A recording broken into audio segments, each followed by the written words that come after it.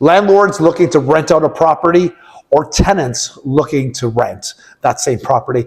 There are some documents which are pretty standard across the board, which you'll have to present. And that's what this 2 yeses and 1 no is all about, like things you should be presenting and looking for and what you shouldn't be doing.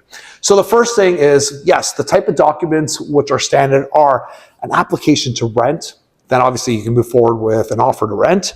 There is some sort of picture ID. You have to show some, form of, of a credit score. You also have to show proof of employment. Now, what I've also seen a lot, and we've asked for it as well, is bank statements.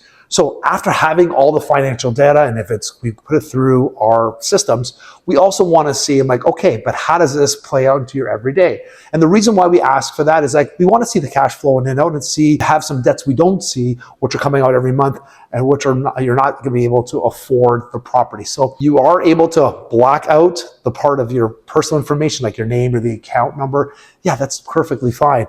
But also, it's perfectly fine for somebody to ask. The second yes is yes. So if you may have some sort of a checker pass or your credit score is not great, as long as you can tell us the story as to why your credit, if you're working on your credit, if you're bankrupt, you can tell us the story. There is a possibility you can still rent the property. It's not always a flat out no. But the no on this aspect is do not doctor any of those documents. Honestly, we're seeing a lot of fraud happening here and there. Not here and there. We're seeing a lot of fraud happening in this type of market. People are doctoring all types of different types of documentation.